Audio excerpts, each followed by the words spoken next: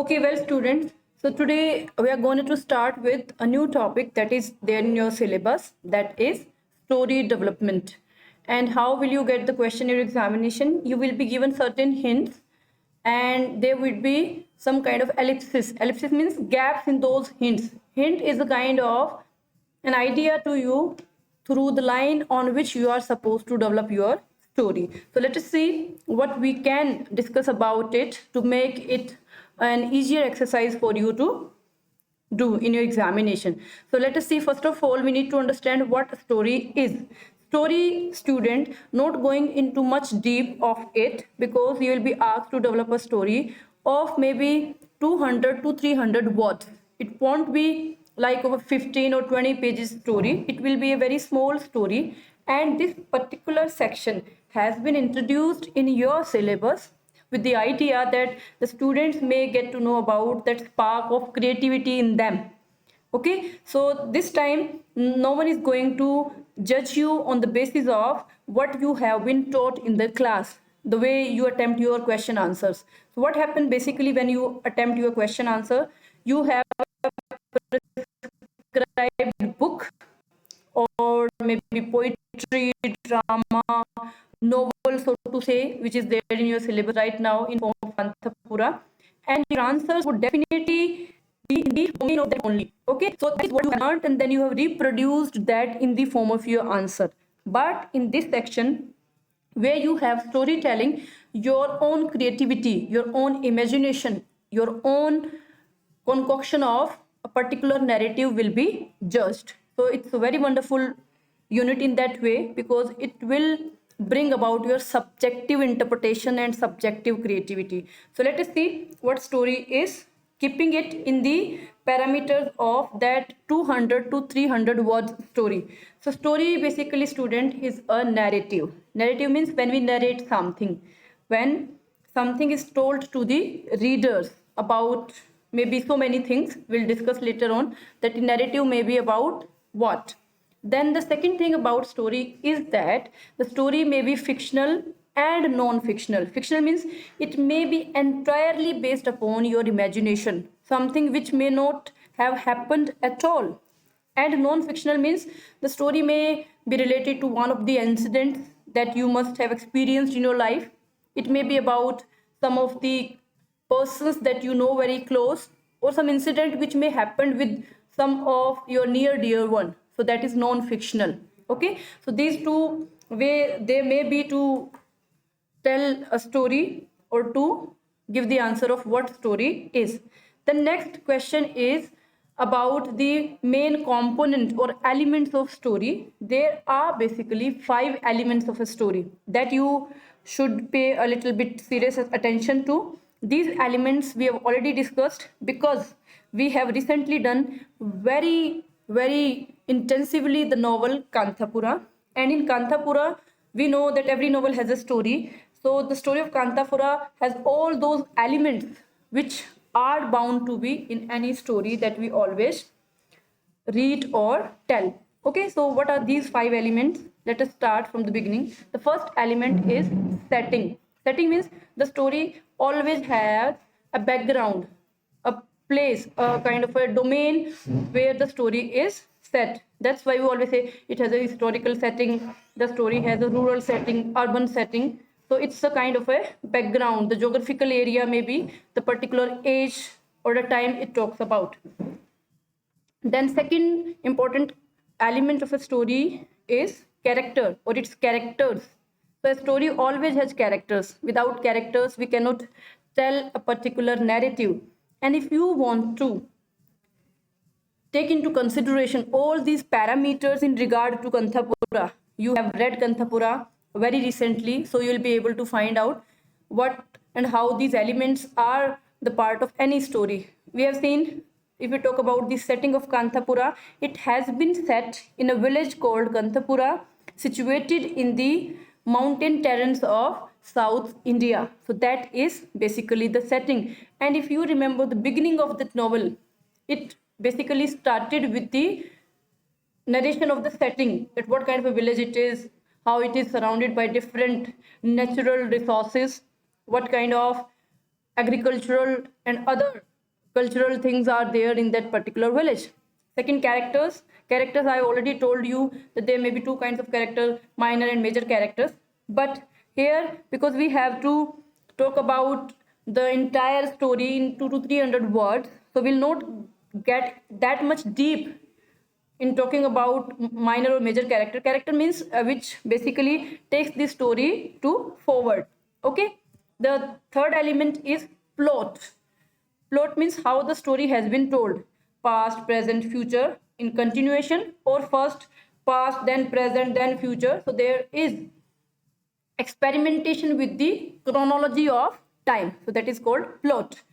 Then next is conflict, a very, very important element, student. Conflict means kind of clashes that take place in the story, and conflicts are the very important element of any story because they basically arise the feeling of curiosity, mystery, and sensation among the audience, and that's why audience reads literature.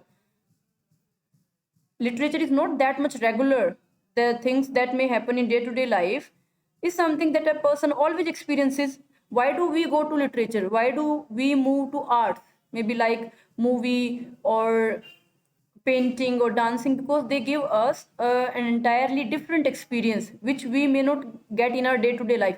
Whenever we feel tired of everyday's drudgery or monotony, we tend to listen to music, we tend to have dance for some time, we tend to go for a movie. So that is the element of any work of art, which is conflict, mystery, or a new kind of experience which basically lures the audience towards the art. So conflict is very important to move the story from one action to another.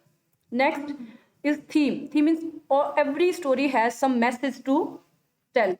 Okay, and if you talk about the conflict in Kanthapura, there are so many conflict between the good characters and bad characters.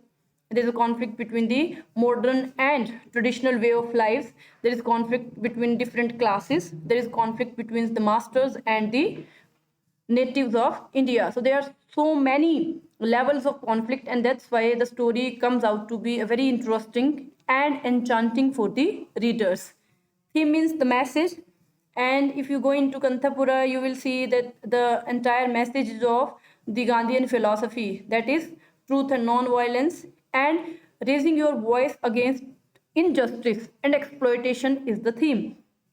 Okay, so these are basically the 5 elements of any story. It depends upon you that you want to bring into these elements in how much big the canvas would be there. Canvas means 200 words or 2000 words or 20,000 words. So if it's a 200 word, that would be a paragraph kind of a story. If it's 2000 word, that will be a usual story length, maybe 10-11 pages. And if it's 20,000 words, means you have developed an entire novel on that story. Okay, the next is 5 W's of any story. 5 W's means जिनको हम WH बोलते हैं. So what are these 5 W's? Who, what, why, where, and when. Every story has these 5 basic questions. That what it is, let us see. Who are the important characters in your story, means about whom this story is. Then what is the situation they find themselves in. So what are the situations or the environment in which we find that character, and why that particular situation is there with that character is the answer of why. Then where the story takes place, and when means the time in which the story takes place. And that, I think, would be a very good exercise for you to delve into, that you will find all these WH answers for the story of Kanthapura. Who, what, where, why, where, and when. So that may be important for any story. Okay, then what else? We have talked about what story is. We have talked about 5 elements of story. Then we covered the 5 WH of a story. Now let us see what else do we need to take into consideration when we have to develop any story. The first is narrative. Narrative means the point of view, that who is telling the story. Is the story being told in first person narration? I already discussed this idea of narrative before we started with the novel Kanthapura. We had very intensive sessions on novel as a genres and different kinds of novels and different terms used for novel writing. So that was one part of it. Narrative means point of view. Is the narrator telling the story from the first person point of view? First person means using terms like I. This is my story. I did that. I did this, and this is how I fared through the journey of my life. Okay. And the second is second person point of view, which is rarely used. The most important is third person point of view. When we tell the story or the narrator tell the story about an entirely third person, it may be story of somebody, it may be the story of anybody. Suppose I say that I am going to tell you the story of Ramesh. So Ramesh is a third person for me and I will narrate that story. So it depends at which point of view you want to use in your story. Third person point of view is considered to be the most comfortable and most celebrated point of view. The next thing you should keep into mind that your story should have good exposition, arising curiosity. Good exposition means your beginning should be something which may be unique for the readers to read. That in the very first 2 or 3 sentences only, it should be able to generate curiosity among the reader so that they may continue reading your story. It should not be very boring and ordinary in the beginning, so that the reader would read 1 or 2 lines and would find that this is something which is very usual, this is something we know what is going to happen next. So nobody would show interest in your story when it will be very ordinary and mundane. Okay, so your story should start with a very unique way which may arise curiosity among the readers. Next, action combined with dialogues. So it would be a very wonderful and welcome step if you use small dialogues in your story. Okay, and when we use dialogue, we always use direct speech. Generally, the kind of stories you will find in your maybe help books or from wherever you consult that how to continue with the story writing, they generally use indirect speech all the way, but it's not the hard and fast rule, student. It would be really a positive step if you will use small dialogues in the inbuilt part of your story writing.